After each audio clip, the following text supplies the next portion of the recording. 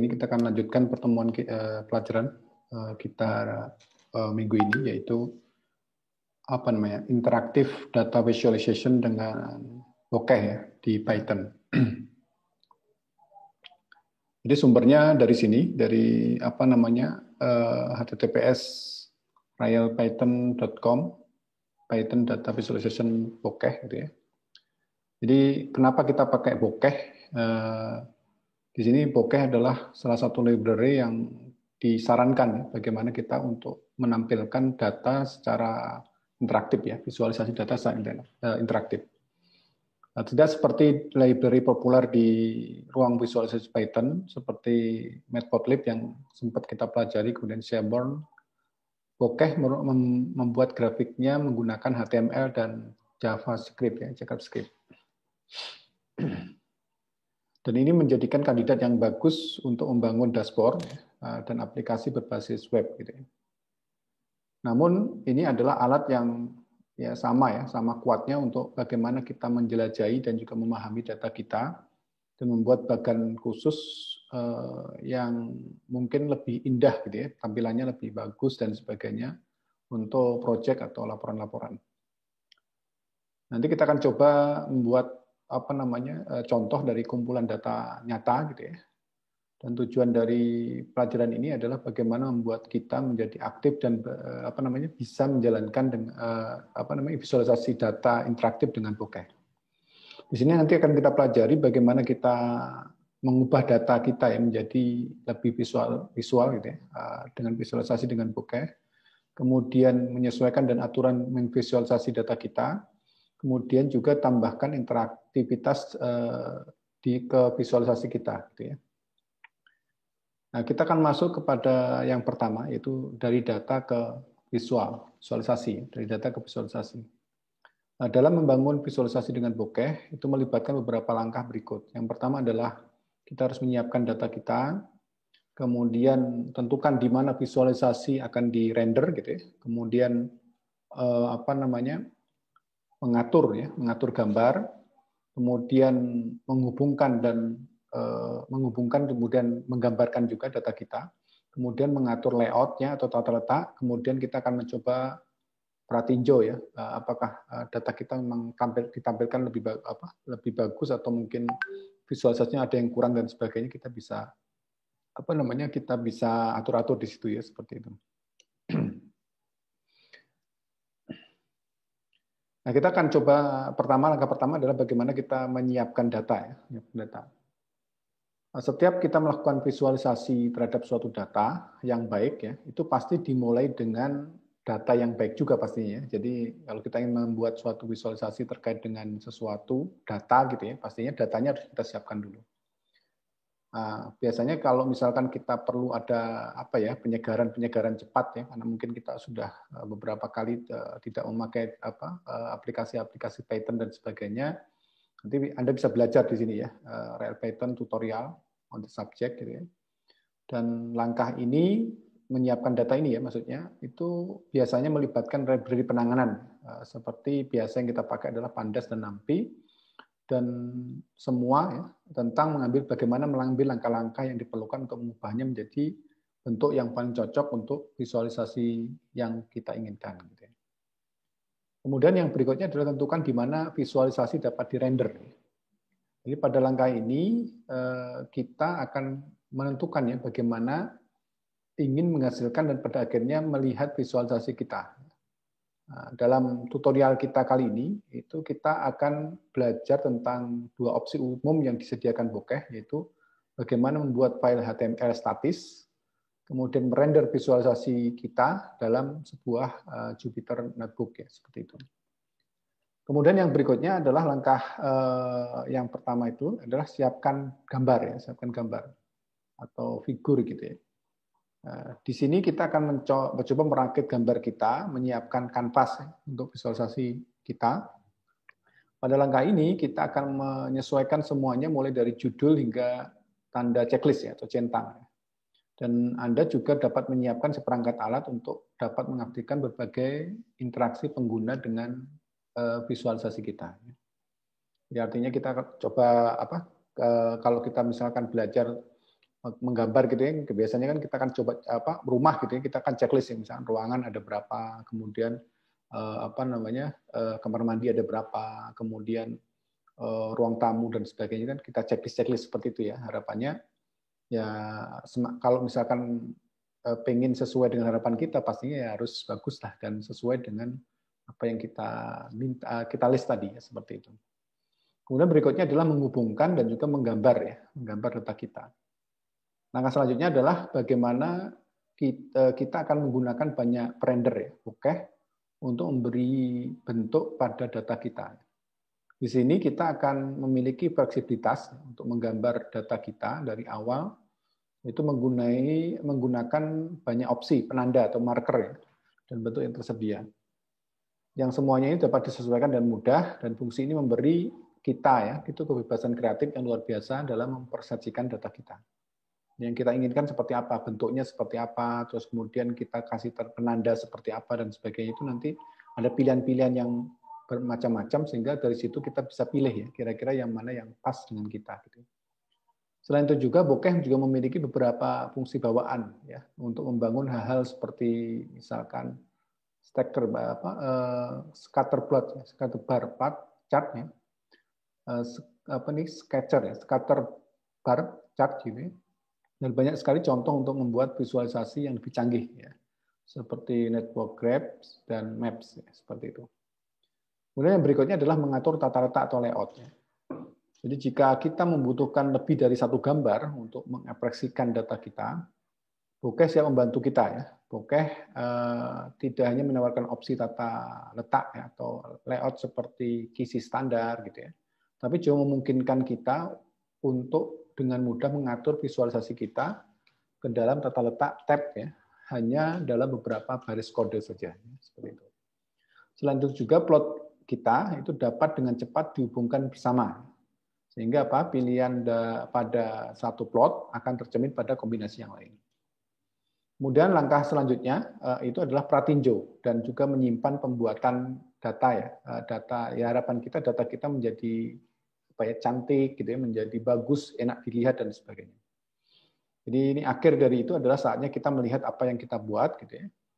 Jadi baik kita melihat visualisasi kita di browser maupun notebook ya.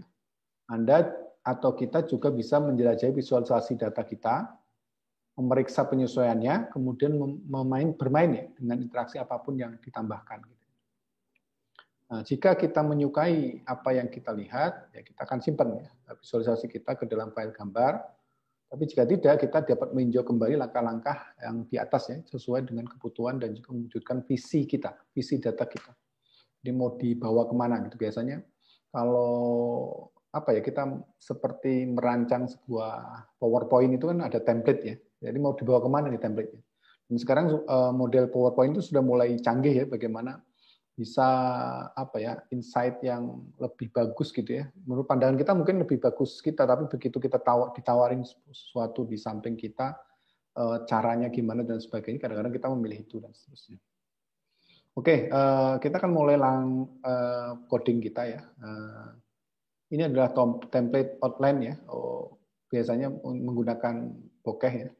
Biasanya kita akan mencoba mengimport library yang kita butuhkan. Itu data-data handling biasanya kita menggunakan Pandas dan NumPy. Kemudian library bokeh itu antara lain seperti ini ya.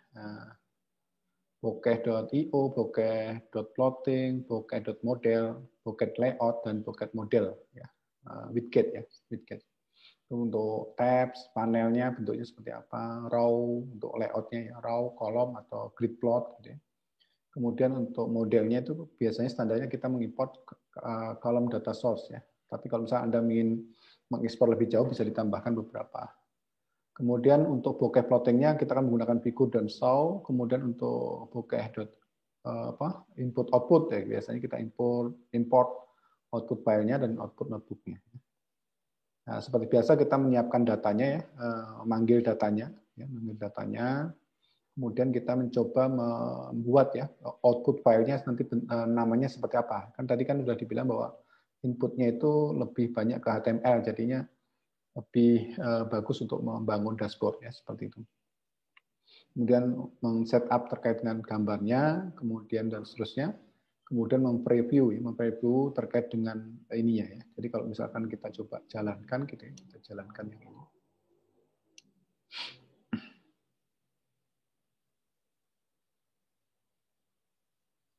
Kita tunggu sebentar ya. Nah, ini ya. Jadi ada ini, apa namanya?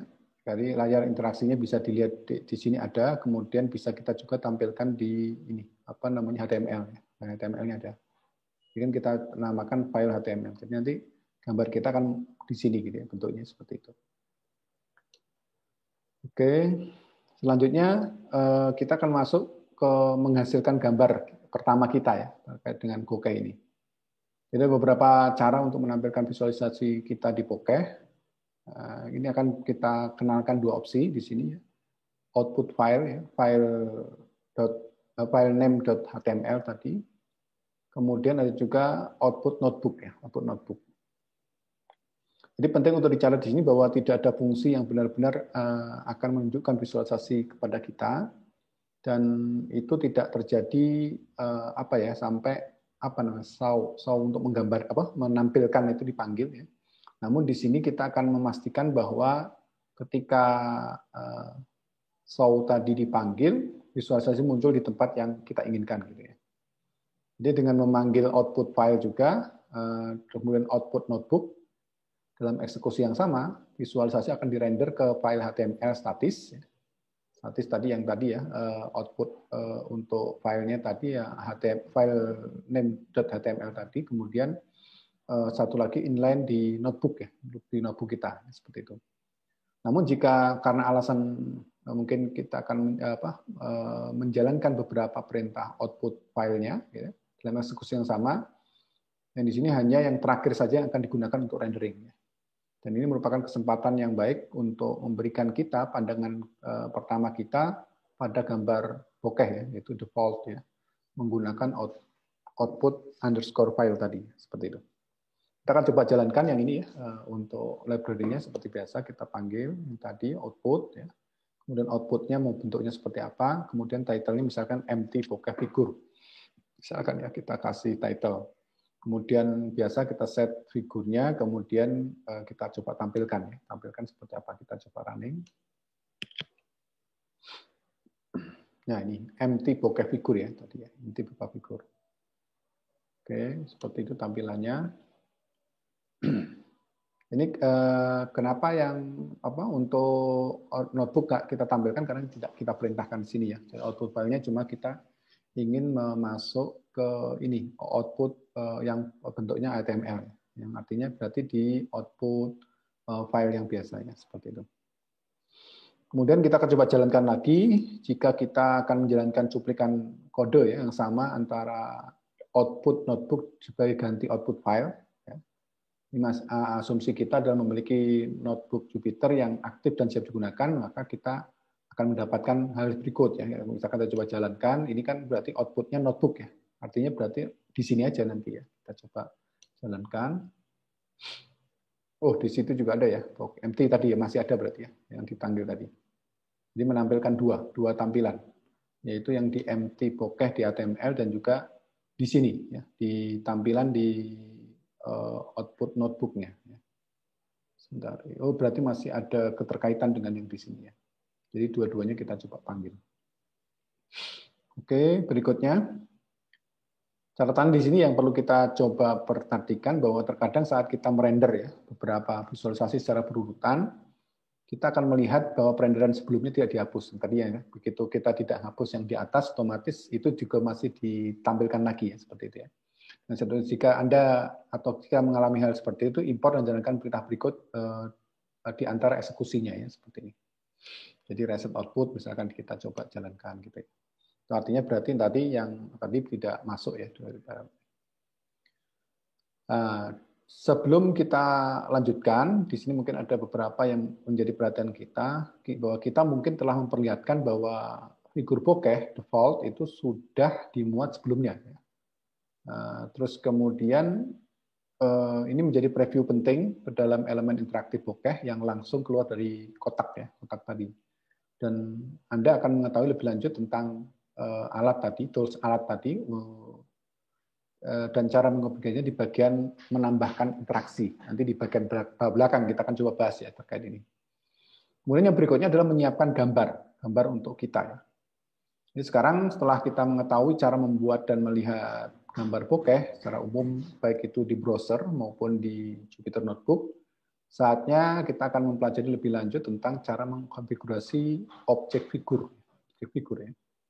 Jadi objek figur ini bukan hanya fondasi visualisasi data kita, tapi juga objek untuk membuka kunci semua alat bokeh yang tersedia. Ya. Untuk apa? Untuk memvisualisasi data. Nah, figur bokeh adalah subclass dari bokeh plot object. Jadi kalau Anda klik ya nanti akan ada apa namanya tutorial terkait dengan penjelasan bokeh plot object ini, yang mana dia menyediakan banyak sekali parameter yang memungkinkan untuk mengkonfigurasi elemen estetika gambar kita. Ya. Nah, untuk menunjukkan kita terkait dengan sekilas tentang opsi penyesuaian yang tersedia, mari kita buat ya sosok ya. Sosok yang mungkin di sini dikatakan yang paling jelek ya, pernah ada ya, seperti itu ya. Jadi bagaimana kita menyiapkan data kita ya, kita coba running ya di sini, running kan. Ya, seperti ini ya, seperti ini. Seperti ini datanya ya. Jadi ini cuma kita kan tadi kita coba apa namanya? Restart outputnya ya. Jadi kita cuma tampilkan di sini yang di output notebook jasa. Ya. Jadi kalau tadi tidak Anda restart, otomatis tadi tampil semua ya seperti itu. Ya di rendering. Ini katanya data yang menurut di gambar ini adalah yang paling jelek katanya gitu. Kurang indah lah gitu kata dia ya seperti itu. Nah ini kita coba jalankan untuk figur gripnya ya. Coba. Nah, seperti itu. Apa bedanya dengan sebentar. Nggak tampil lagi ya tadi ya. Meremove ya grid lines dari objeknya. Jadi kan ada garisnya tadi, ada kotaknya gitu ya, seingat saya tadi. Terus kemudian kita remove ya. Kita remove dari itu, kemudian jadinya tampilnya seperti ini. Nah, ada banyak lagi yang bisa kita pelajari di sini. Tetapi kita jangan merasa apa ya, ketertinggalan gitu ya. Ya namanya berproses ya. Kalau kita mencoba membangun sesuatu kan berproses. Tidak tiba-tiba kita menjadi kaya, tidak tiba-tiba menjadi pintar. Pastinya semua orang berproses pelan-pelan gitu ya seperti itu. Tapi di sini kita akan coba pastikan nanti ya bahwa untuk mengenalkan semacam figur-figur ya yang berbeda akan berbeda dalam tutorial ini berlangsung ya. Berikutnya ada beberapa tautan bermanfaat untuk topik ini ya. Nanti Anda bisa buka-buka lagi, yaitu terkait dengan bokeh plot class, kemudian figur class ya. Jadi kalau bokeh plot class ini adalah superclass dari objek figur, dari mana figur mewarisi banyak atributnya. Kemudian kalau figur class itu adalah dokumentasi tempat yang baik untuk menentukan detail lebih lanjut tentang argumen ya, objek itu sendiri. Nah, ini beberapa opsi juga penyesuaian khusus yang patut kita coba juga, text property-nya juga text formatter. Ini text properties itu adalah mencakup semua atribut yang terkait dengan penulisan gaya font, ya, ukurannya, kemudian warna-warna dan sebagainya. Sedangkan text formatters itu adalah objek bawaan khusus untuk memformat sumbu Anda menggunakan sintak performatan string, ya, seperti Python. Jadi kalau misalkan di sini terkadang kita tidak jelas ya bagaimana gambar kita perlu di customize ya sampai benar-benar memiliki beberapa data yang divisualisasi di dalamnya. Jadi di sini selanjutnya Anda akan belajar bagaimana wujudkannya ya. Nah, kita akan coba kenalkan yang berikutnya adalah menggambar data dengan clips. Jadi kalau kita perhatikan gambar kosong itu tidak menarik ya. Gambar kosong tidak menarik. Jadi mari kita coba menggunakan klip ya, semacam blocks ya, blok apa ya mungkin bangunan untuk visualisasi bokeh. Nah, sebuah klip itu adalah sebuah grafis ya, grafis vektor atau penanda atau marker yang digunakan untuk mewakili data kita. Seperti lingkaran, persegi, dan lebih banyak contoh yang dapat ditemukan di bokeh galeri. Anda coba nanti explore lagi ya. Apakah cuma lingkaran persegi atau mungkin lebih banyak lagi. Nah, setelah Anda membuat gambarnya, Anda bisa akses ke sini. Mari kita lihat contoh yang sangat dasar ya, menggambar beberapa titik pada kisi grid koordinat XY. Jadi kalau misalnya kita lihat seperti ini programnya, kemudian kita menentukan koordinat dari ini kita panggil library bokehnya ya, from bokeh.io kita io ya, import output file, kemudian bokeh plotting to be good and solve. Kemudian kita coba bangun koordinatnya x dan y-nya, x-nya 1 2 1, kemudian y-nya 1 1 2. Jadi outputnya adalah kita simpan di first glimpse ya, HTML. Kemudian title adalah first glimpse. Kemudian kita coba ini meng-create gambarnya ya.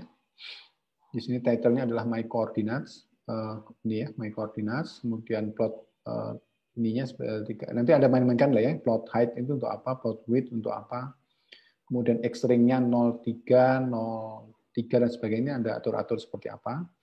Kemudian untuk circle-nya warnanya itu adalah green ya, hijau ya, size-nya 10, alpha-nya 0,5. Dan kalau kita coba klik, hasilnya adalah ya seperti ini ya. Jadi bisa ditampilkan dua-duanya, script ya, untuk dikeluar di ini. Jadi seperti ini. Di notebook maupun di browsernya ya, seperti itu.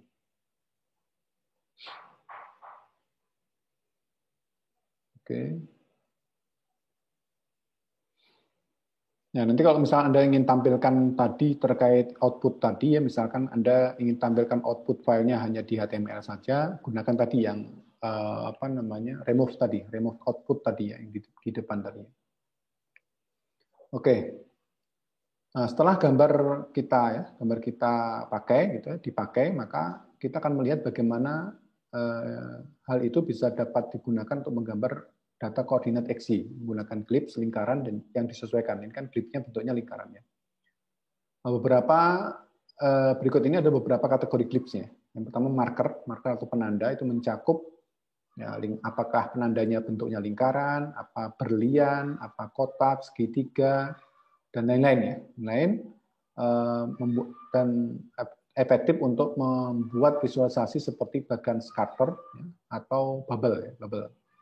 Kemudian berikutnya adalah line, mencakup hal seperti bentuk tunggal, langkah, multigaris, kemudian yang dapat digunakan untuk membuat bagan garis. Kemudian juga bentuknya bar rectangle, ya, rectangle itu bentuknya dapat digunakan untuk membuat bagan batang, ya, horizontal bar dan juga kolom, vertical bar, ya. Tradisional atau bertumpuk pada semacam air terjun atau bagan gun ya, bagan gun. Nah, informasi tentang klip di atas ini, marker, line, bar, rectangle dan sebagainya itu dapat ditemukan di sini ya. Nah, clips itu biasanya dapat digabungkan sesuai kebutuhan ya, agar sesuai dengan kebutuhan visualisasi kita. Katakanlah di sini kita ingin membuat visualisasi menunjukkan berapa banyak kata yang ditulis per hari gitu ya, menggunakan beberapa tutorial dengan garis trend overplay dan juga dari jumlah kata kumulatif misalkan ya. Ini misalkan contohnya ya. Seperti ini biasa kita coba library-nya kita coba panggilkan gitu ya. Untuk ini library umum ya terkait data, import NumPy, kemudian berikutnya adalah yang library dari Bokeh sendiri. Kemudian ini adalah menghitung jumlah kata tadi. Kemudian misalkan disebutkan ini daily word-nya udah kita hitung ya 450, kemudian 625 dan seterusnya. Kemudian kita bisa lihat kumulatif word-nya berarti NumPy ya, jumlah dari daily word jadi berapa jumlahnya. Dan seterusnya, kemudian open-nya di notebook. Kemudian dan seterusnya figur-figurnya ditulis di sini ya, bentuknya color-nya blue, kemudian ini. Ya, kalau misalnya kita jalankan seperti ini, ya. Nah, ini dari kumulatifnya ini, kalau misalkan kita ini. Nah, ini adalah yang grafik ini, grafik kumulatif ya. Artinya untuk mencapai ini itu berarti 1, 2 ini jumlahkan, 1, 2 jumlahkan. Kemudian yang untuk mencapai ini berarti 1, 2, 3 dijumlahkan, kumulatif ya. Yang 4 berarti segini, kemudian kalau untuk kumulatifnya di sini berarti 1, 2, 3, 4 dijumlahkan. Seperti ini jumlahnya.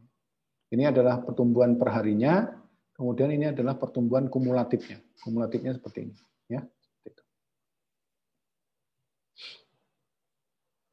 Nah, nanti bisa Anda belajar lebih banyak lagi terkait dengan styling legend-nya ya, seperti apa gitu ya. Nanti bisa diklik di sini. Legend yang ini, legend yang daily dan kumulatif ini. Kemudian berikutnya kita akan mencoba mempraktekkan pada data real ya. Data real misalkan kita akan menjelajahi ya visualisasi yang lebih dalam lagi. Kita akan mencoba memulai dengan beberapa data domain yang kita kenal ya. Kebagusan atau keindahan dari bokeh ini adalah hampir semua ide yang kita miliki harus mungkin gitu, harus mungkin. Dan ini menjadi masalah bagaimana kita ya, ingin memanfaatkan alat yang tersedia untuk melakukannya.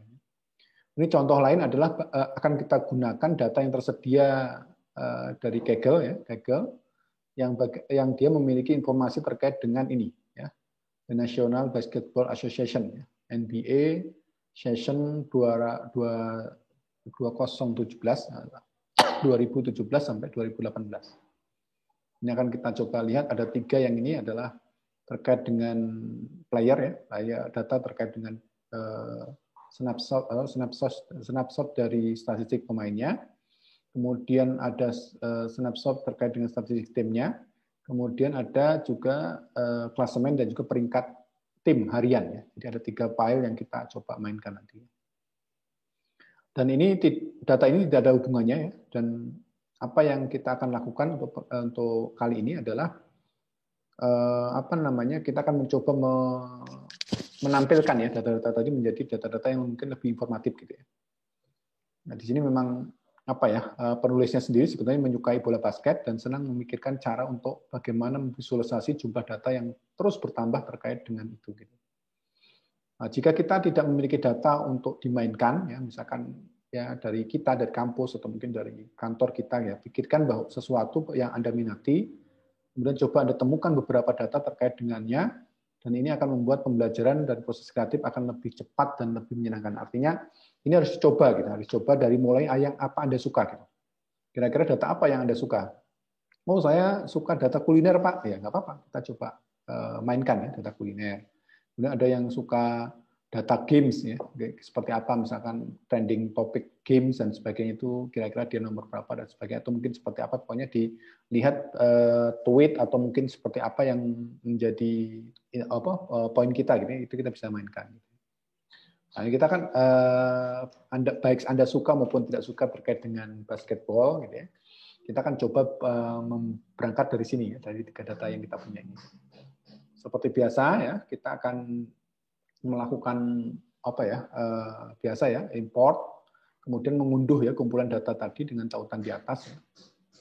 Kemudian Anda bisa juga melihat ini kan kita rubah dia menjadi data frame ya, data frame. Anda data frame ya.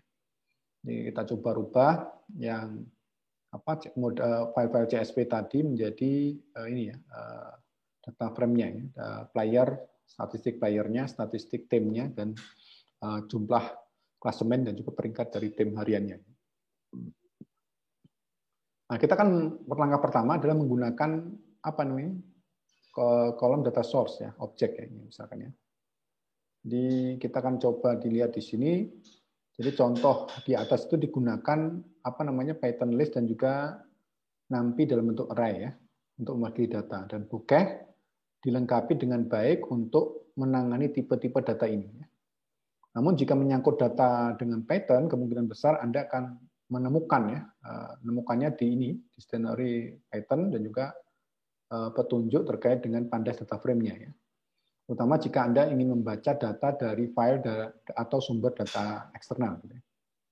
Nah, bokeh dilengkapi dengan baik untuk bekerja dengan struktur data yang lebih kompleks ya, dan bahkan memiliki fungsionalitas bawaan untuk menanganinya, yaitu namanya kolom data source ya, kolom data source. Dan Anda mungkin bertanya pada diri kita sendiri gitu ya, mengapa menggunakan kolom data source ketika bokeh dapat berinteraksi dengan tipe data lain secara langsung?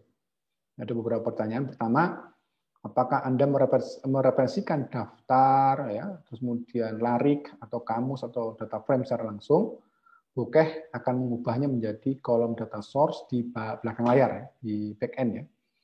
Dan lebih penting lagi, kolom data source ini membuat lebih mudah untuk mengimplementasikan kemampuan interaksi dari Bokeh itu sendiri. Kolom data source itu adalah dasar dalam meneruskan data ke Glimpse, ya. Glip yang kita akan gunakan untuk memvisualisasikan. Nah, fungsi utamanya adalah untuk menentukan nama ke dalam kolom data Anda. Dan ini memudahkan Anda untuk merepresentasikan elemen data Anda saat membangun visualisasi Anda. Dan ini juga memudahkan Bokeh untuk melakukan hal yang sama dalam membangun visualisasi tadi. Kolom data source itu dapat mengimplementasi 3 jenis data objek. Yang pertama adalah Python Dictionary, kemudian Pandas Data Frame, dan juga Pandas Group By. Jadi ini kalau Python Dictionary itu adalah kunci atau key yang nama yang terkait dengan urutan nilai masing-masing. Kemudian kalau Pandas Data Frame itu adalah kolom data frame yang menjadi referensi dari untuk kolom data source tadi. Kemudian Pandas Group By itu adalah kolom dari kolom data source yang merepresentasikan kolom seperti yang terlihat dalam memanggil fungsi ini, ya, group by.describe. Ya. Ini kita mulai untuk memvisualisasi perlombaan pertama. Ya. Pertama wilayah barat, ya, NBA, di rentang 2017 sampai 2018 antara juara bertahan, ya, Golden State Warriors atau Warriors nanti kita ini, dan Houston Rockets. Kita akan coba catatkan menang kalah harian kedua tim dan kemudian disimpan dalam data frame bernama West_top_2. Ya. Jadi kita akan coba lihat kondisinya seperti apa. Kemudian kita simpan, ya, kondisi tadi di West_top_2 tadi. Kemudian kita coba mainkan. Kita akan coba lihat, ya, sebaran terkait dengan harian mereka, ya, harian mereka seperti apa, ya. Jadi ini kalau menang berarti kalau menang 1, kalau kalah dia 0, ya, seperti itu. Oke, ini Golden State, ya, terkait dengan GS berarti Golden State, ya. Golden State itu dia kalah, menang, ya, kalah, menang, ya, seperti itu. Dari sini kita akan dapat memuat data frame ini ke dalam 2 objek, ya, kolom data source tadi, dan memvisualisasi terkait dengan pertandingan tadi, ya, Jadi misalkan kita akan coba ini, misalkan kita plot, ya,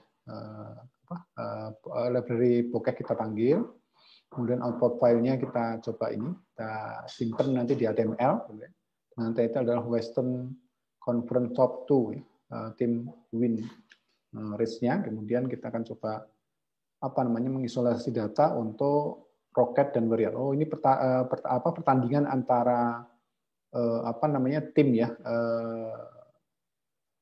Golden State dan Houston Rockets. Jadi pertemuan pertama dia kalah, pertemuan kedua kalah, pertemuan ketiga kalah, pertemuan ke-4 dan 5 dia menang, gitu, seperti itu. Terus kemudian ini Rocket kita coba create, ya, kolom data source-nya untuk objek untuk masing-masing timnya, ya. Rocket dan Warriors. Kemudian berikutnya kita coba gambarkan nanti seperti apa untuk Western, ya, Western Conference Top 2, ya, 2 teams, ya, antara Rocket dan Warriors tadi. Kemudian kita render, terus kemudian kita coba jalankan. Nah, contohnya seperti ini. Jadi kalau kita jalankan harusnya keluar 2, ya, keluar 2 antara yang di notebook maupun di HTML tadi, ya. Kita coba mainkan, kita jalankan. Oh, maaf, ini kayaknya belum dijalankan dari atas, ya, harus dijalankan sebentar. Saya coba jalankan dulu. Oke. Saya kira sudah dijalan tadi. Kita coba jalankan.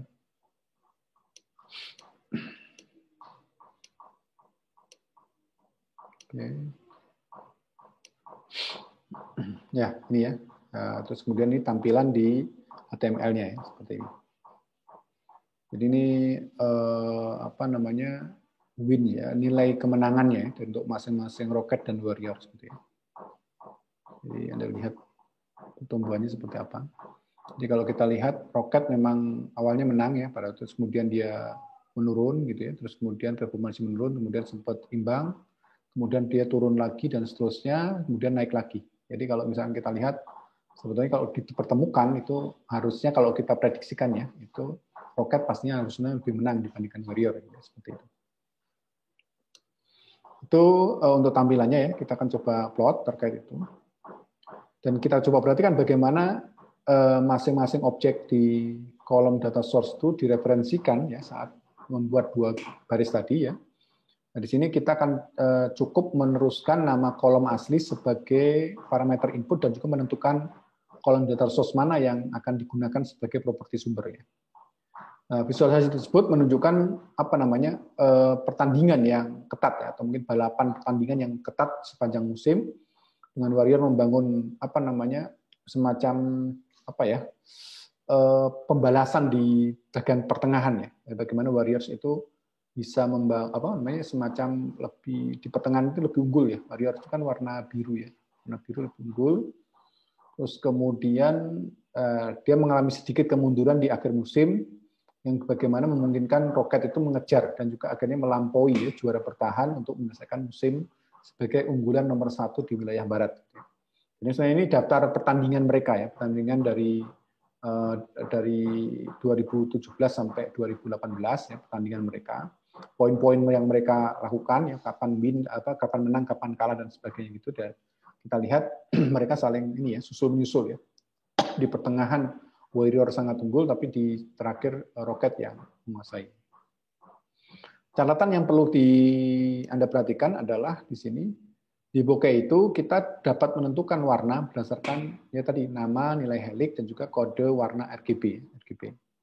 Nah, untuk visualisasi di atas warna ditentukan untuk masing-masing garis yang dimana mewakili kedua tim. Ya, bagaimana di sini menggunakan nama warna CSS ya, seperti merah untuk Rocket dan biru untuk Warrior. Kemudian di sini Anda mungkin juga ingin menambahkan sentuhan visual, ya, visual yang lebih bagus dengan menggunakan warna resmi tim, ya, dalam bentuk kode warna hex, ya, atau Anda bisa menggunakan tuple ya untuk mewakili kode-kode warna RGB, ya, misalkan 2061765 untuk Rocket, kemudian 0 107 108 107 182 untuk Warriors. Dan bokeh menyediakan ya daftar warna CSS yang kategori warna seperti ini secara umum ya.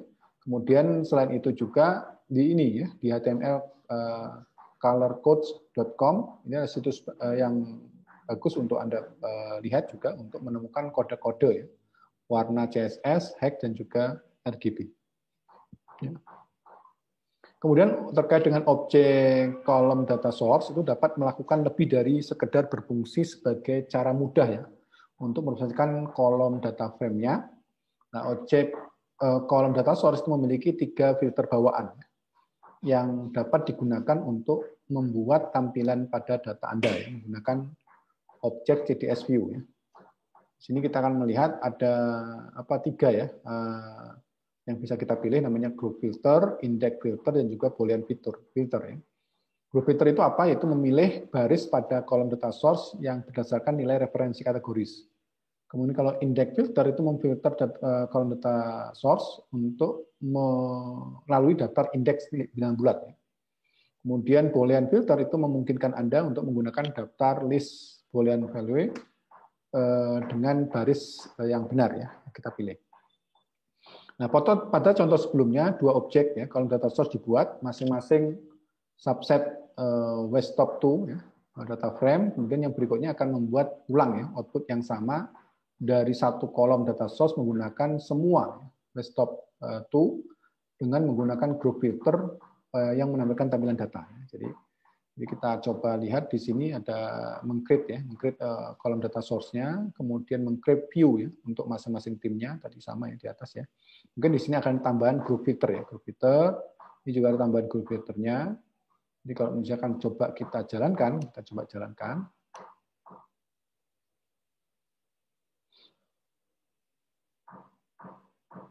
Ya, mungkin sama ya, cuma perbedaannya kita akan coba lihat di bawahnya. Jadi perhatikan di sini bahwa group filter itu diteruskan CDS view dalam daftar, dan ini memungkinkan kita untuk menggabungkan beberapa filter bersama ya, untuk mengisolasi data yang Anda butuhkan dari kolom data source sesuai kebutuhan. Nah, untuk informasi terkait bagaimana mengintegrasikan sumber data tadi, lihat posting panduan penggunaan bokeh di sini ya. Kolom data source and other source objects available gitu ya. Dan di sini kita bisa lihat bahwa wilayah barat akhirnya menjadi semacam contoh pertandingan yang menarik ya. Tapi katakanlah di sini Anda ingin melihat apakah wilayah timur sama ketatnya. Tidak hanya itu, tapi Anda ingin melihatnya dalam satu visualisasi. Jadi yang barat ada tadi gambarannya ya, yang timur juga ada gambarannya. Nah, gimana caranya untuk memadukannya? Nah, di sini ada bagian yang sempurna untuk topik berikutnya adalah terkait dengan layout atau tata letak. Langkah berikutnya adalah bagaimana menggambarkan beberapa visualisasi dengan tata letak atau layout. Jadi selain wilayah barat, pasti ada klasemen wilayah timur ya. Dan ini ada dua rival di divisi Atlantik, yaitu Boston Celtics dan juga Raptors ya, Toronto Raptors. Ini sering sekali kita dengar ya di berita-berita kalau NBA dan sebagainya. Nah, sebelum sama ya dengan itu meniru langkah-langkah yang dibuat ya dalam West Top 2 ya. Mari kita akan coba uji kolom data source sekali lagi menggunakan data yang kita pelajari. Dalam contoh ini, Anda akan melihat cara memasukkan seluruh data frame ke dalam kolom data source dan membuat tampilan untuk mengisolasi data yang relevan. Jadi kalau ini kita akan coba lihat, sekali Western, sekarang Eastern, ya, wilayah timur. Terus kemudian kita coba sama ya, kita coba ini ada Celtic view, ada Raptors view. Ya, tadi kan Warrior sama satu lagi apa tadi? Warrior sama Rocket ya, Rocket. Ini satu lagi adalah Celtic dan Raptors ya. Jadi kalau kita coba mainkan, gitu, kita mainkan gambarnya seperti ini. Jadi seperti tadi misalkan kalau analisisnya gimana gitu ya. Kita lihat bahwa Celtic itu unggul di awal. Pernah sempat kali di bawahnya, kemudian unggul, menang gitu ya di pertengahan. Kemudian dia menurun, kemudian sempat juga saling salib gitu ya. Terus kemudian akhirnya ya pertumbuhannya lebih cepat atau lebih bagus kemenangan-kemenangan yang dilalui Raptors. Jadi Raptors ini adalah menjadi juara di di wilayah timur ya, seperti itu. Ya, terus dalam visualisasi ini ya kita akan bisa melihat bahwa mungkin balapan semacam race dari wilayah timur itu tidak kalah menarik ya. Di mana Celtic keluar dari mungkin bukan dari gerbang ya, istilahnya dari pertandingan gitu ya. Terus kemudian Raptors berjuang sekuat mungkin tenaga menyalip rival divisi mereka dan juga akhirnya menyelesaikan musim reguler dengan 5 kemenangan lagi seperti itu. Dengan bagaimana kita akan membuat dua visualisasi tadi ya. Jadi kalau kita lihat wilayah timur, wilayah barat kan pusing ya. Gimana kalau misalnya kita coba tampilkan bersama gitu ya. Nah, kita akan coba menyatukan ya. Saatnya kita untuk menyatukan dua visualisasi tadi. Mirip dengan fungsi matplotlib ya, subplot ya, subplot. Bokeh menawarkan fungsi kolom, baris, grid plot ya, dengan model namanya bokeh.layout ya, layout. Fungsi-fungsi ini secara umum dapat diklasifikasikan sebagai layout atau tata letak ya, seperti itu. Nah, penggunanya sangat mudah di sini ya. Jika kita ingin menempatkan dua visualisasi dalam konfigurasi vertikal, kita bisa melakukan dengan cara berikut ya. Misalkan dengan seperti ini. Jadi kita coba kumpulkan ini sama meng-create kolom data source-nya. Kemudian kita meng-create view untuk masing-masing timnya, Celtic, Raptors, Rocket dan Warrior-nya. Kemudian kita coba ini gabungkan ya, kita gabungkan. Nah ini mungkin ya output file-nya. Kita coba ini ya. Langsung di ini ya, S dan West Top 2 ya, Top 2 standing race-nya. Kemudian untuk menggabungkannya di mana? Ini ya, di sini.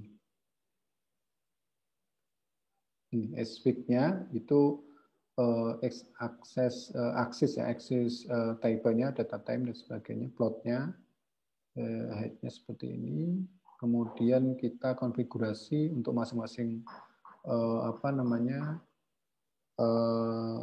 converse-nya, seterusnya. Kemudian dari sini akan kita munculkan seperti ini. Jadi ada dua gambar yang kita coba tampilkan, gambar atas dan gambar bawah ini. Kalau susunannya apa namanya secara muncul lagi di sini ya untuk tampilan di browser kita. Seperti itu. Itu kalau kita menampilkan secara apa tadi vertikal ya, vertikal. Konfigurasi vertikal ya. Berikutnya kita akan coba lihat tambahan lagi ya bagaimana kita menggunakan kolom atau baris ya kita mungkin ingin menggunakan grid plot ya sebagai gantinya ya.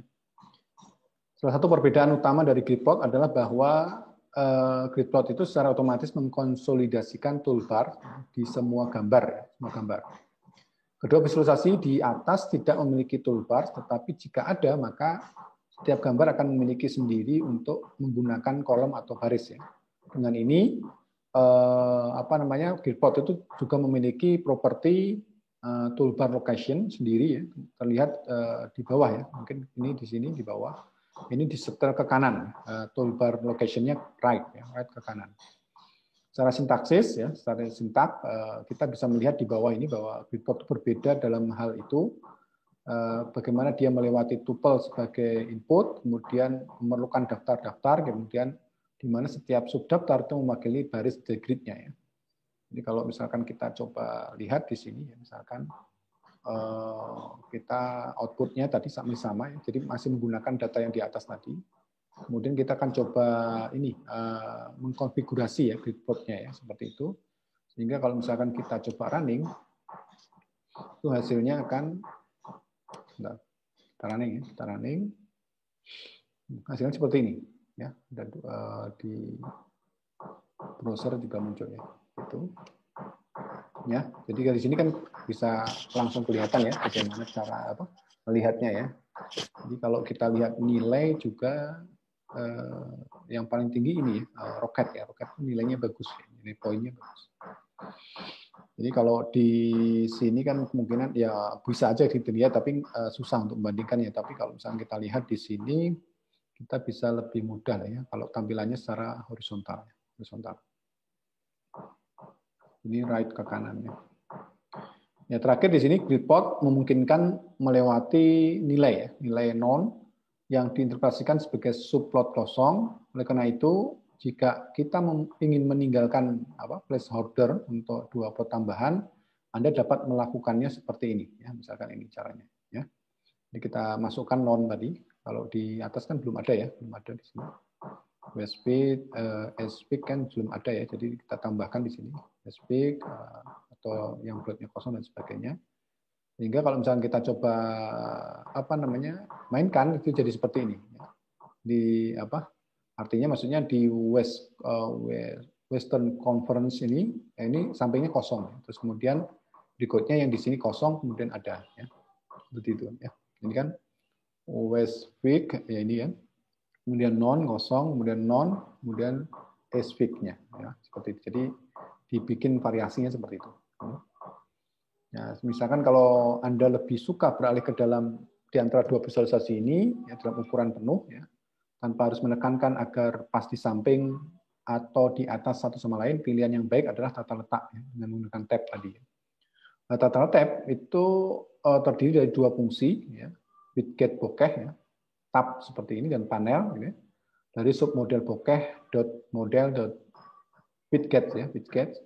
Seperti menggunakan grid plot, membuat tata letak atau layout tab ini cukup mudah ya. Jadi kalau kita lihat di sini, kalau tadi kan cukup rumit ya. Kalau kita lihat kan fungsi-fungsinya, oh ya ini ya grid plot dan sebagainya. Kalau ini kan Anda lihat perbandingannya menurut Anda lebih mudah mana gitu ya.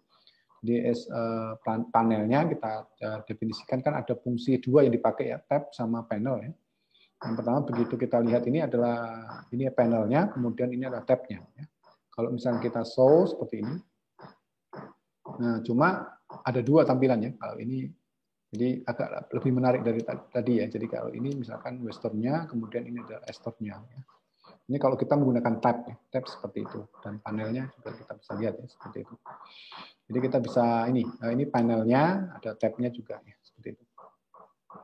Itu pastinya akan tampilannya lebih menarik ya antara yang tadi secara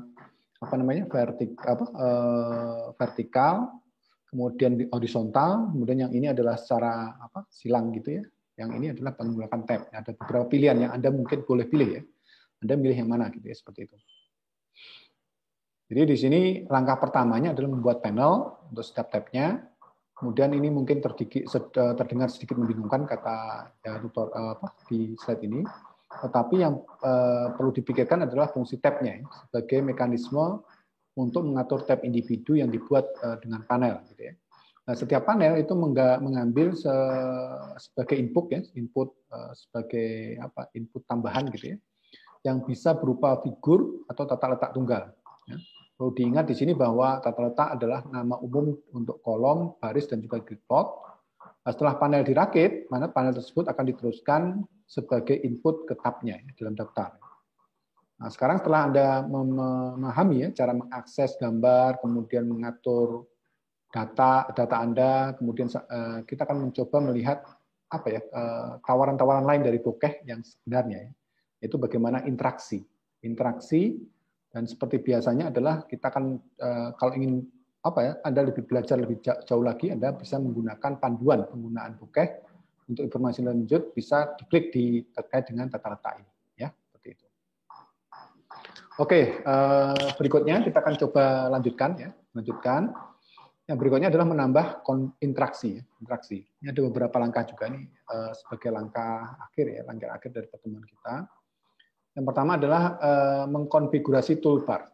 Jadi ada 5 cara ya untuk menambah interaktivitas kita ya, dengan bokeh. Yang pertama adalah mengkonfigurasi toolbar, kemudian memilih titik data atau data poinnya, kemudian menambah tindakan hover ya namanya, tindakan hover. Jadi kita panggil fungsi hover gitu ya.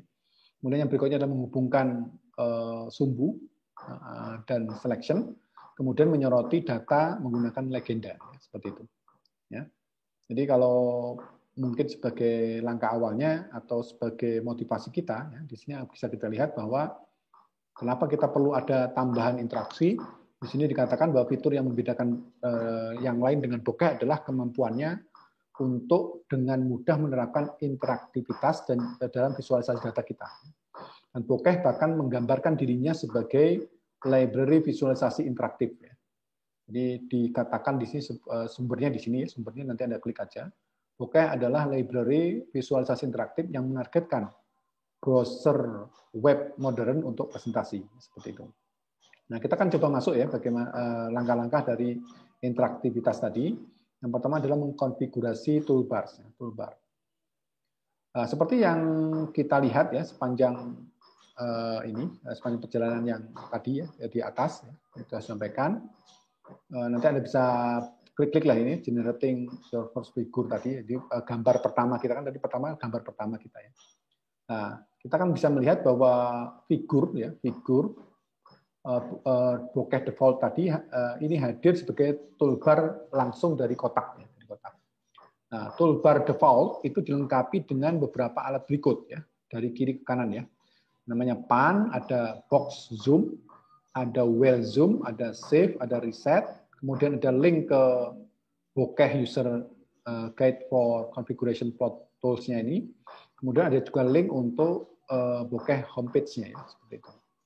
Nah, toolbars dia itu dapat dihapus dengan melewati namanya toolbar _location none saat membuat instan ya, objek figur atau dipindahkan dengan melewati salah satu dari ini ya, above, below, kemudian left dan right atau right. Selain itu, toolbar dapat dikonfigurasikan untuk menyertakan kombinasi alat apapun yang Anda inginkan. Bokeh menawarkan ada 18 alat khusus ya, di 5 kategori. Jadi alatnya ada 18 tapi kategorinya ada 5 ya. Yang pertama adalah pan atau drag ya, drag. Itu ada box select, kemudian box zoom, ada lasso select, kemudian pan, ada expand, ada ypan, ada resize select, dan ada ini berapa? 1, 2, 3, 4, 5, 6, 7 ya.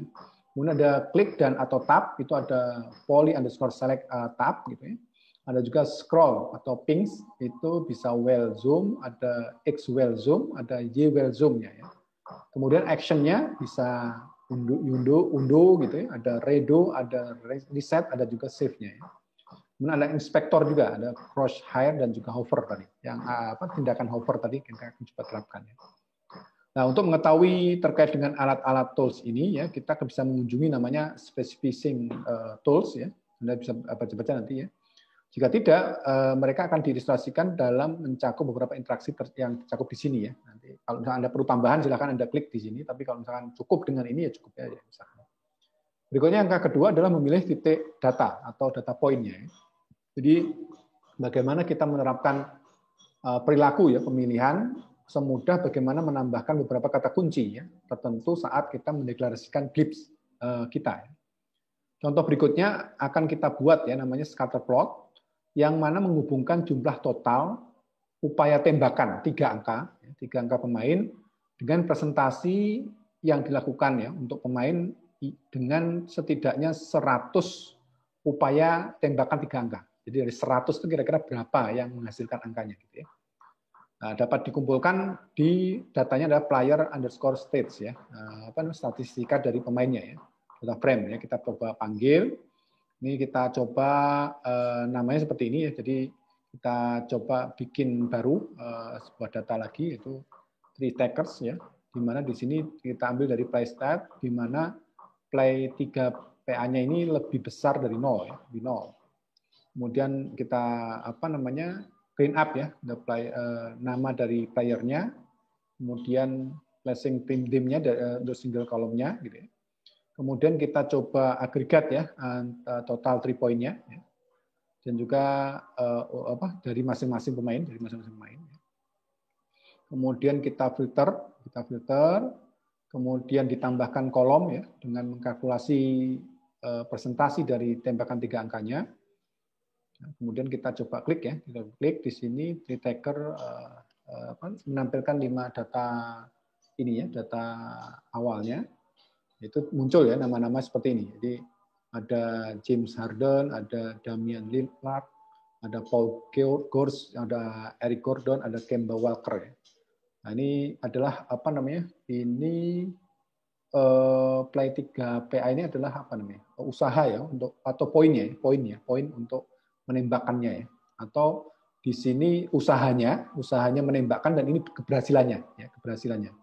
Jadi kalau kita lihat ya 265 dibanding dengan 722 ini berarti presentasi ya keberhasilannya 0,36 seterusnya. Ini adalah usaha untuk menembakkannya, poin-poin yang bisa diraih seperti ini, tapi kenyataannya poin yang didapat seperti ini. Atau ini kalau dari pertandingan awal sampai akhir saya kira bisa lebih ya ini karena pertandingannya kan seperti main bola gitu ya. Kalau 38 tim berarti masing-masing ketemu 2 tim berarti otomatis sebentar.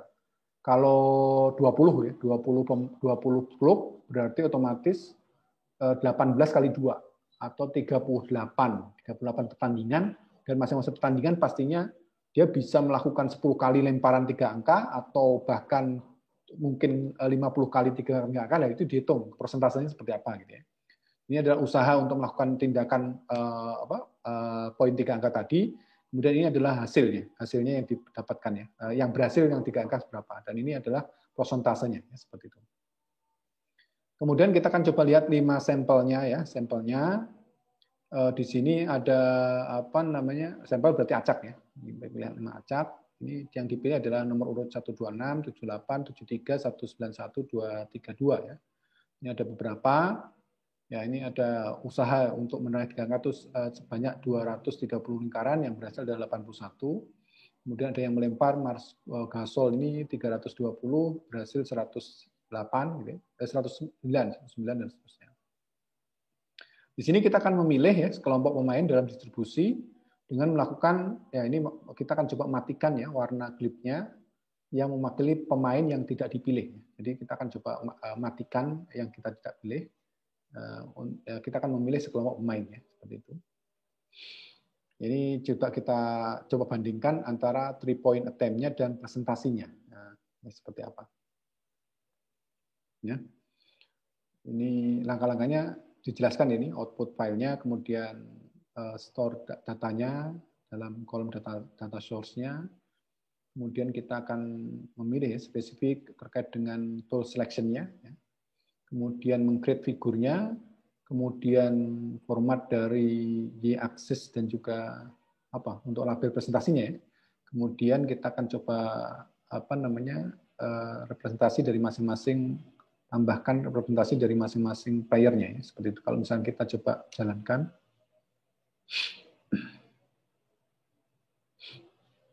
Sebentar, ini kayaknya masih di atas ya. Sebentar. Ini kita coba main. Kita jalankan dulu ya ini ya.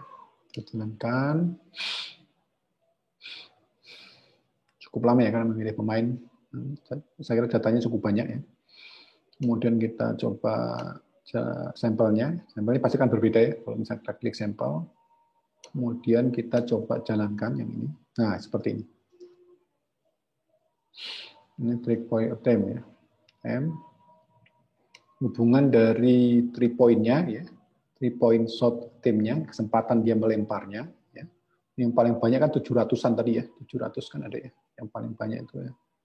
Ada kebetulan tampil di atas, paling atas ya, 722. 722 lempar ya, terus kemudian presentasinya dia 0,35 ya di sini, daerah sini. Nah, ini Anda lihat nih. Ini adalah peta terkait dengan orang-orang yang melempar ya, melempar poin 3 angka dibandingkan dengan persentasenya ya. Ya, yang perlu kita coba baca ya di sini ya.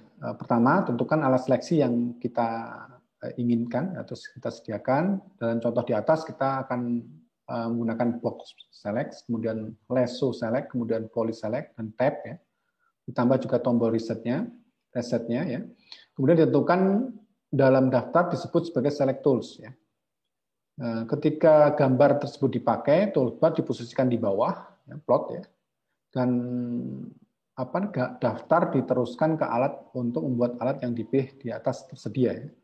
Nah, setiap pemain pada awalnya diwakili oleh glips persegi biru, tapi konfigurasi tersebut ditetapkan ketika seorang pemain atau sekelompok pemain dipilih.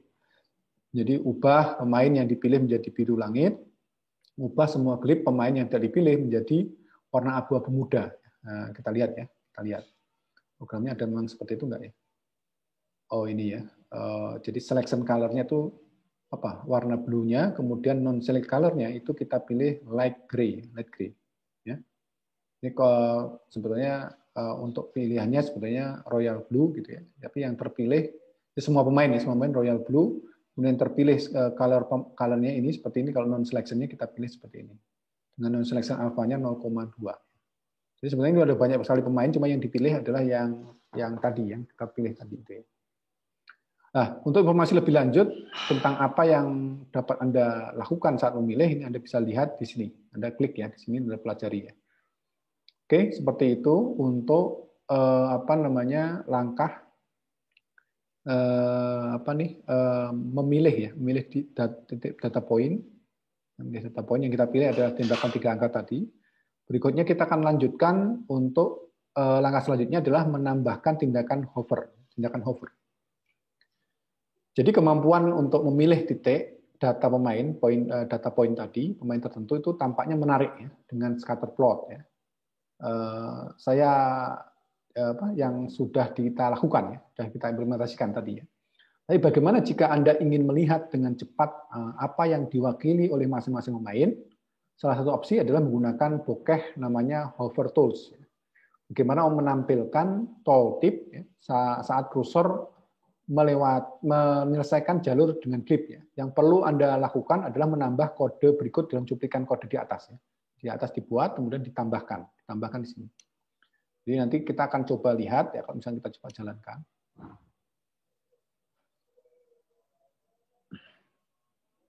Ya, ini Anda akan lihat ya kalau misalnya Anda gerakkan ini kan Anda langsung dapat ya ini pemainnya siapa.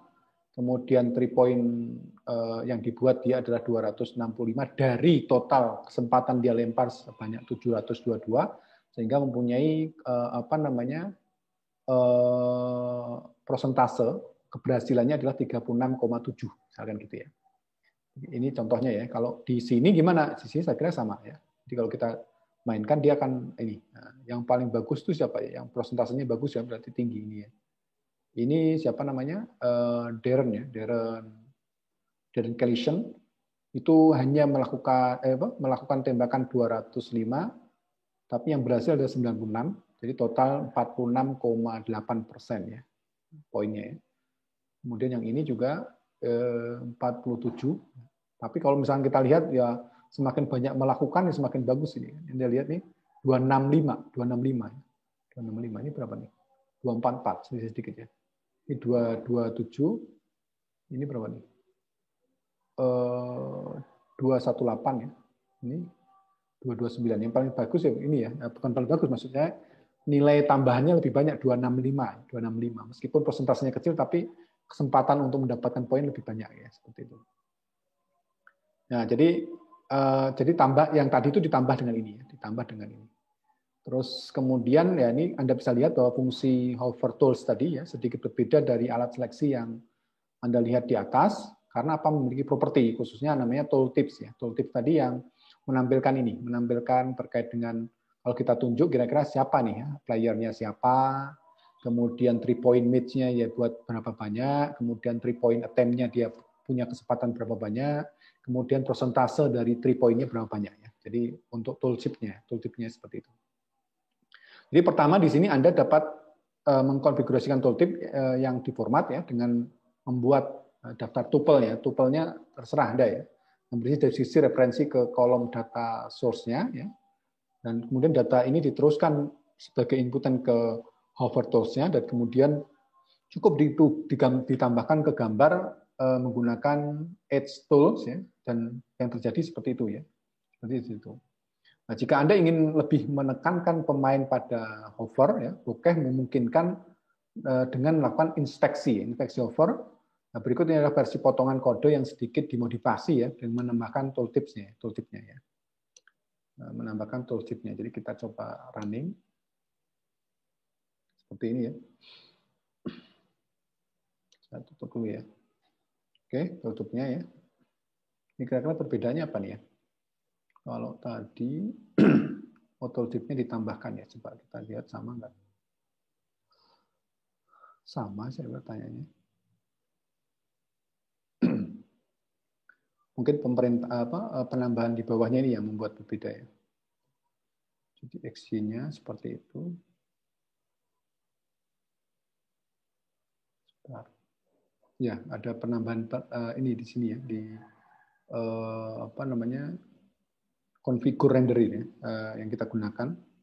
Kemudian sama kalau ini sama nih, over tools to the figure sama. Cuma yang ditambahkan yang bagian atas ini, cuplik ini ya. Hover clip tadi, hover clip seperti ini. X-nya apa, Y-nya apa, kemudian sumbernya dari mana, size-nya berapa, alfanya berapa. Oh, dia lebih besar ya. Oh, ditambahkan lagi apa? Sorry, ini kalau ini sebentar. Oh, ini lebih besar ya. Tambah lingkarannya lebih besar. Kalau yang ini kan cuma ini aja ya. Langsung seperti ini. Tapi kalau yang ini sepertinya langsung ada poin yang mungkin lebih mengerucut kepada itu yang diambil gitu ya. Nah, ini kan kelihatan di lingkarannya ya, lingkarannya itu overfill-nya itu color-nya black ya, seperti itu. Nah, ini Anda lihat ya. Seperti itu. Itu untuk tambahan terkait dengan tadi infeksi dari hovernya tadi. Jadi ada penambahan di situ. Dan ini dilakukan dengan membuat klip yang benar-benar baru ya. Dalam hal ini adalah lingkaran bukan kotak. Tadi begitu kita sorot kan dia lingkaran katanya. Lingkaran. Kalau yang ini belum ada ya. Cuma dia memang harus mengucu kepada kotaknya langsung ya. Kotaknya kotak. Kemudian kalau yang ini kotak juga tapi klipnya itu bentuknya lingkaran. Ya, dan menetapkan ke namanya hover clip. Ya. Dan perhatikan bahwa opacity-nya ya, awal itu diatur ke 0 sehingga tidak terlihat sampai kursor menyentuhnya. Jadi kalau kita ini nggak ada, tapi begitu kita menyentuhnya di sini langsung muncul ya. Seperti itu. Opacity-nya kita lihat ya, opacity-nya mana? Oh ini hover alpha-nya. Alpha ini, alpha-nya 0 ya. Kemudian properti yang muncul saat mengarahkan kursor ditangkap dengan menyetel hover alfanya 0,5 bersama dengan hover fill color-nya, warna black tadi ya. Nah, untuk mengeksplorasi lebih lanjut kemampuan hover tools ini, ya lihat pendaman terkait dengan hover tool dan juga hover inspeksi. Berikutnya lanjut, yaitu menghubungkan sumbu aksis dan selection-nya. Jadi menautkan atau menghubungkan sumbu tadi adalah proses bagaimana mensinkronisasi elemen visualisasi yang berbeda dalam hal tata letak. Misalkan mungkin kita ingin menautkan sumbu beberapa plot untuk memastikan bahwa jika Anda memperbesar satu plot, itu tercermin di plot lain. Ya, mari kita coba lihat bagaimana hal ini bisa dilakukan. Untuk contoh ini kita coba visualisasi dapat beralih ke segmen yang berbeda dari jadwal tim ya, dan memeriksa berbagai statistik permainan. Kemudian startnya akan diwakili oleh plotnya sendiri dalam grid plot 2 kali 2 ya.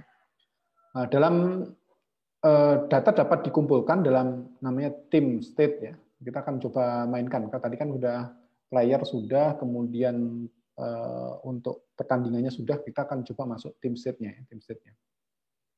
Dan kita memilih namanya Philadelphia. Ini biasanya terkenal juga ini tim ini ya. Kemudian kita akan coba isolasi ya, relevan datanya seperti apa. Ya. Kita coba ambil data yang memang diperlukan. Kemudian ini kodenya PHI ya, kode tadi tim state-nya tadi. Kemudian kita coba tambahkan ya number-nya di sini. Kemudian kita akan coba derivate ya antara kemenangan dan juga kolom kemenangan, kolom kekalahannya dia. Dan seterusnya. Jadi kalau misalnya kita coba mainkan, kita jalankan.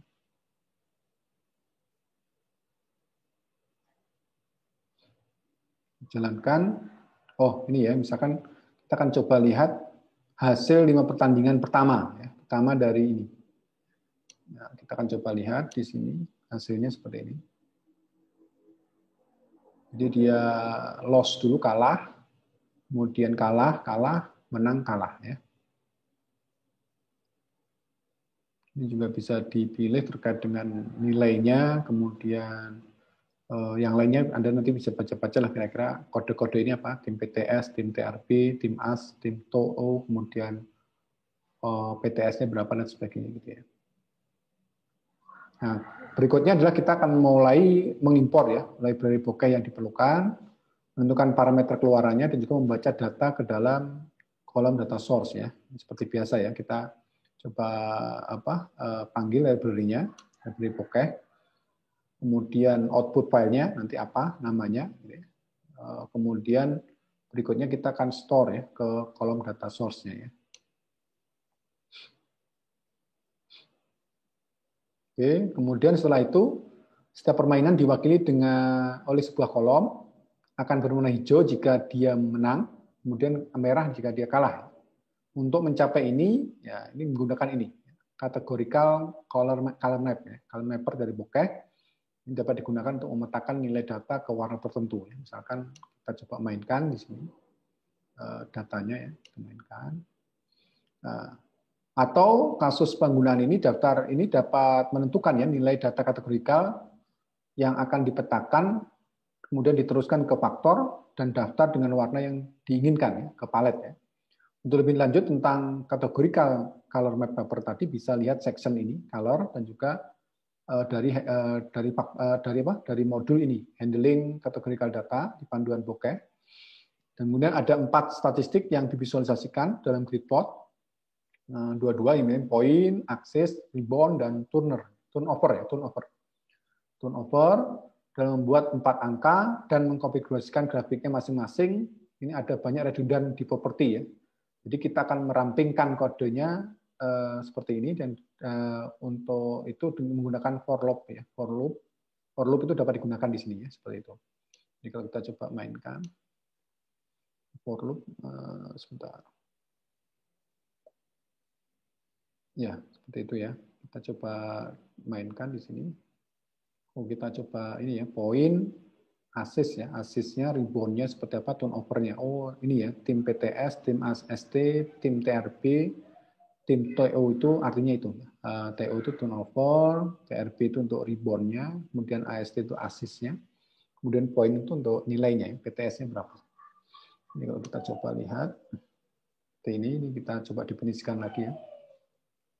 Nah, seperti yang kita lihat ya, salah satu parameter yang perlu disesuaikan dalam ini adalah label sembunyi dari gambar dan juga data yang akan menentukan bagian atas di fibarnya. Ya. Nah, nilai-nilai ini dengan mudah disimpan dalam dictionary ya, yang diulang untuk membuat angka untuk setiap state-nya. Dan di sini kita juga dapat memilih implementasi dari categorical color mapper tadi dalam konfigurasi fibar glib-nya. Ya. Nah, properti warna diberikan oleh dictionary dengan bidang di kolom data source ya, yang dipetakan dengan nama categorical color mapper tadi yang dibuat di atasnya. Nah, tampilan awal hanya akan menampilkan 10 pertandingan pertama musim ya, musim tadi Philadelphia tadi. Jadi di sini perlu ada cara ya bagaimana menggeser secara horizontal untuk menavigasikan sisa pertandingan di musim ini ya. Jadi di sini kita akan mengkonfigurasikan tools ya, toolbar-nya agar memiliki apa namanya expand ya, expand yang memungkinkan panning di seluruh plot ya, tanpa harus khawatir akan mencondongkan tampilan secara tidak sengaja di sepanjang sumbu vertikal ya, seperti itu.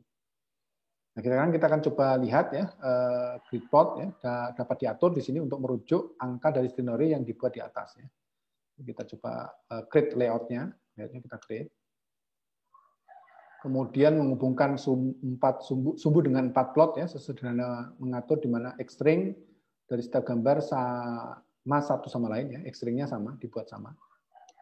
Ini kita coba ini jalankan juga. Nah, untuk menambah titel ya, titel judul visualisasi, ya, Anda bisa mencoba melakukan dari gambar poin ya, tapi di sini akan terbatas pada ruang gambar ya. Nah, itu kita lakukan trik ya, yaitu menggunakan kemampuan bokeh untuk menginterpretasi HTML untuk menyisipkan elemen div-nya yang berisi informasi judulnya. Setelah dibuat, ya cukup gabungkan dengan grid plot-nya dan tata letak kolomnya ya, seperti itu. Jadi kalau misalnya kita coba mainkan seperti ini visualisasinya. Jadi kita akan coba lihat, oh di ini juga jalan juga ya. Nah, seperti ini. Jadi di sini bisa kita lihat ya, kalau dia kalah gitu ya, kan kalau merah ini kan kalah ya. Itu kira-kira posisinya gimana, asisnya gimana posisinya, kemudian turnovernya seberapa, kemudian reboundnya berapa. Jadi di sini bisa kita analisis kira-kira kekalahannya karena apa dan sebagainya, sehingga dari situ bisa dipikirkan strategi apa yang mungkin bisa dipilih ya untuk itu. Jadi kalau ini kan kalau kita lihat memang di awal 5 kali main dia itu ada mengalami kekalahan ya, 3 kali beruntun, kemudian menang sekali, kemudian kalah, habis itu menang terus ya, menang terus. Ya, ini hal ini bisa kita kita coba teliti ya, kira-kira apa yang menjadi sumber kekalahannya ini, seperti itu. Ya, ini adalah menempatkan semua bagian ya bersama-sama, ya, menghasilkan seperti ini ya.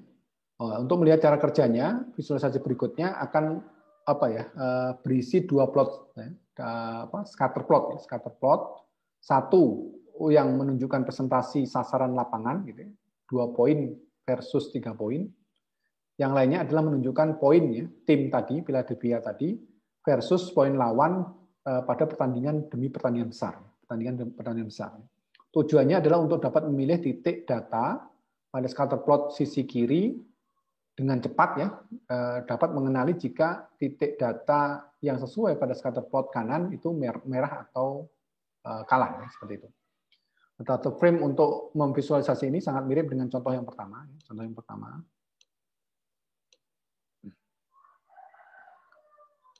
Nah, tampilannya seperti apa? Tampilannya seperti ini. Nah, tampilannya seperti ini. Jadi ini ada persentasenya yang dimainkannya, yang poin 2 dan poin 3-nya ya. Ini kalau nggak salah tadi disampaikan di sini 2 poin ya versus 3 poin. Versus 3 poinnya. Keberhasilannya seperti apa gitu ya. Ditambah seperti itu. Kemudian kode untuk membuat visualisasinya ditambahkan ya seperti ini. Nah, kalau kita jalankan seperti ini. Tampil juga ya. Nah, seperti ini. Ya, seperti ini. Ini terkait persentase dari 2 poinnya, persentase 2 poin versus 3 poinnya ya. Persentasenya. Pertandingan ini berarti ini 2 poinnya segini, 3 poinnya segini, keberhasilannya ya, persentasenya. Kalau yang ini menyatakan poin ya, tim poin dengan tim poin lawan ya, tim poin lawannya. Kalau kita lihat di sini, bentar. Tim PTS ini, tim PTS ini berarti ini kalah kan berarti ya. 115 sama 120 kan kalah ya. Kemudian ini 95 ini Philadelphia ini lawannya 102 kalah. Yang menang dia 97 86 gitu ya. Win kemudian 104 103 kan berarti dia kalah ya. Kalah 1 poin ini Mas. Sayang sekali ini berarti seperti ini. Jadi ini untuk plottingnya ya. Jadi dari sini akan kita bisa lihat sebaran ya tim poinnya dengan lawannya ya, lawannya seperti apa. Dan ini adalah merupakan ilustrasi yang ya dikatakan di sini hebat ya tentang bagaimana kekuatan menggunakan kolom data source ya. Nah, selama penyajian klipnya tadi dalam hal ini klip lingkaran untuk persentase, ini persentase kan lingkaran ya. Dan klip persegi untuk menang dan kalah ya. Kolom source yang sama ya, maka pilihan akan ditautkan secara default ya. Nah, dengan memilih sampel acak dari titik data di kuadran kanan atas scatter plot kiri yang sesuai dengan persentase sasaran lapangan 2 poin versus 3 poin yang tinggi ya. Titik data scatter plot kanan bisa disorot ya, bisa disorot. Nah, demikian pula memilih titik data scatter plot kanan sesuai dengan kerugian ya, kecenderungan lebih jauh ke bawah gitu ya. Persentasenya lebih rendah ya di scatter plot kiri ya. Jadi kalau Anda lihat nih memang sedikit berbeda ya. Kami ini kan bisa dilihat ya petanya ya seperti apa gitu ya terkait dengan itu.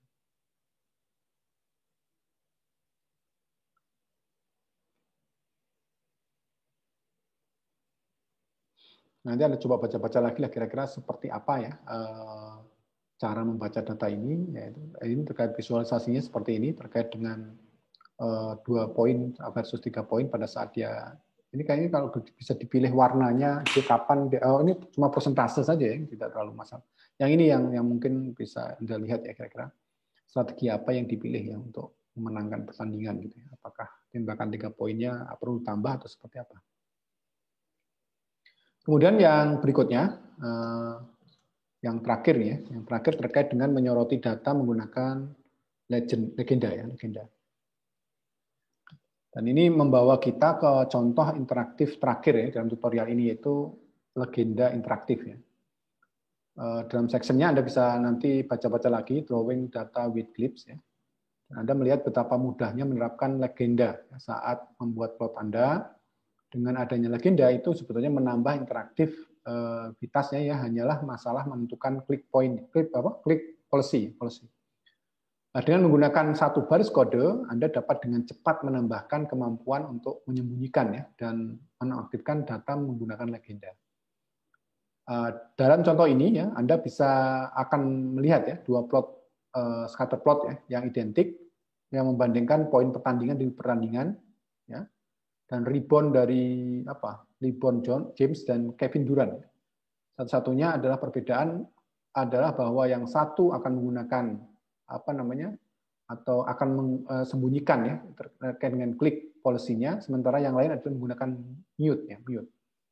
Langkah pertamanya adalah mengkonfigurasikan output dan juga menyiapkan data, membuat tampilan setiap pemain dalam player state-nya ya, di data frame-nya. Jadi kalau misalnya kita coba ini adalah kita akan coba lihat apple to apple dari LeBron James versus Kevin Durant ya. Nah, tahun 2017-2018 nih orang ini cukup ini terkenal ya di NBA ya. Nah, seperti itu ya sebetulnya ini kalau kita lihat langkah-langkahnya seperti apa yang sudah kita mainkan di atas ya mungkin ya kita ingin apa sih sebetulnya gitu ya. Nah, sebelum membuat gambar ya parameter-parameter umum ya dari seluruh gambar ya seperti penanda, marker, Dan data itu dapat dikonsolidasikan ke dalam kamus dan kemudian digunakan kembali. Ya. Dan ini tidak hanya menghemat redundansi di langkah berikutnya, tetapi juga menyediakan cara mudah untuk mengubah ya parameter nanti jika diperlukan. Di sini kita coba lihat. Tadi sudah dimainkan belum ya? Sudah jalankan ya. Berikutnya, ini adalah kita coba lihat ya nanti size-nya berbeda, color-nya memilih ya untuk Liborn warna segini, kemudian untuk Duran color-nya milih seperti warna ini. Nah, setelah berbagai properti diatur ya, dua scatter plot dapat dibangun dengan cara yang jauh lebih ringkas ya. Misalnya kita coba lihat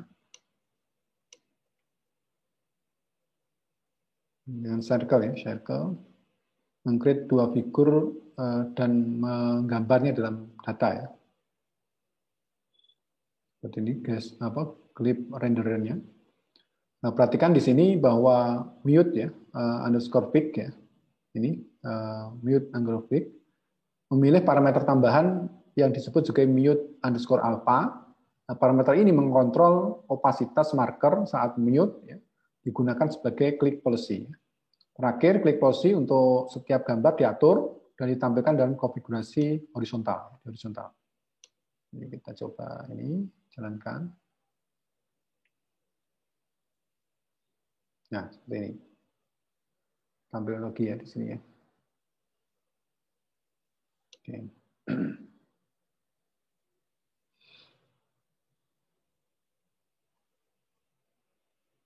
Ya, ini bisa kita mainkan kalau misalkan tadi mute ya, misalkan kita klik ini nggak ada semua ya. Kalau kita tampilkan yang Kevin Durant seperti ini, yang Liborn seperti ini ya.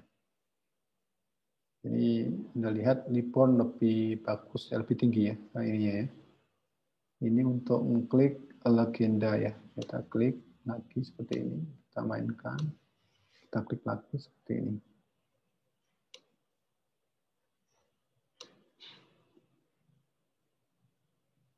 Ya lebih menyamarkan gitu sehingga kita bisa konsentrasi kepada itu ya terkait dengan usahanya ya, ribbon-nya dan juga poinnya, poin yang ditampilkan dan juga ribbon itu seperti apa ya, menahan gitu ya, menahan serangan gitu ya, seperti itu.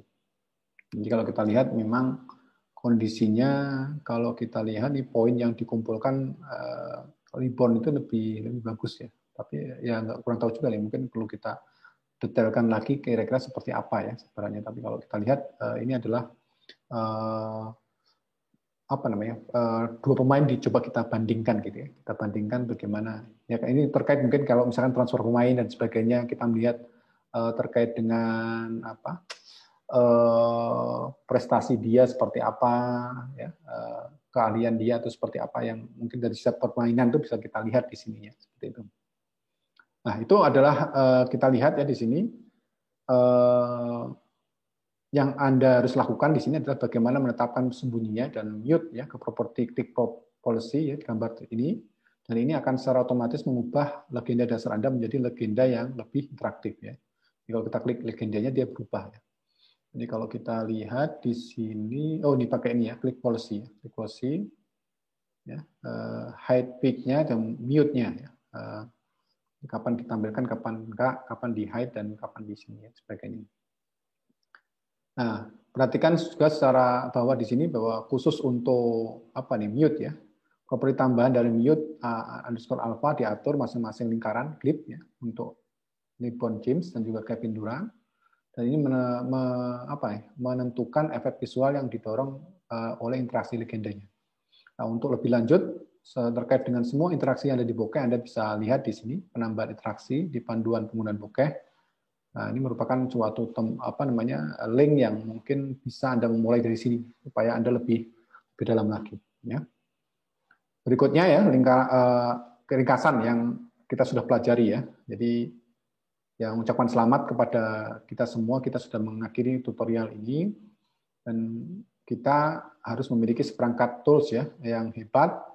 Nah, kita sudah harus memiliki tools yang hebat untuk mulai mengubah data kita menjadi visualisasi yang lebih interaktif, yang indah ya menggunakan bokeh, dan Anda bisa mengunduh contoh dan cuplikan kode ini di sini, Dan di sini Anda belajar cara bagaimana mengkonfigurasikan script Anda untuk dirender ke file HTML, statis, dan juga notebook Jupyter, kemudian instansiasi ya, dan sesuai dengan objek figurnya. Kemudian Anda membangun visualisasi Anda menggunakan Glib, kemudian akses dan filter Anda menggunakan kolom data source, kemudian atur beberapa plot dalam tata letak grid dan tab-nya, kemudian tambahkan dalam bentuk interaksi, termasuk selection, tindakan hover, linking, ya, atau legenda interaktifnya. Nah, ini ada arahan juga kalau misalkan Anda ingin lebih banyak ya kemampuan bokehnya secara khusus, Anda bisa mengklik ini, kemudian juga merekomendasikan memeriksa di bokeh gallery-nya. Ya. Ini beberapa pelajaran yang kita bisa sampaikan dalam pertemuan kita kali ini.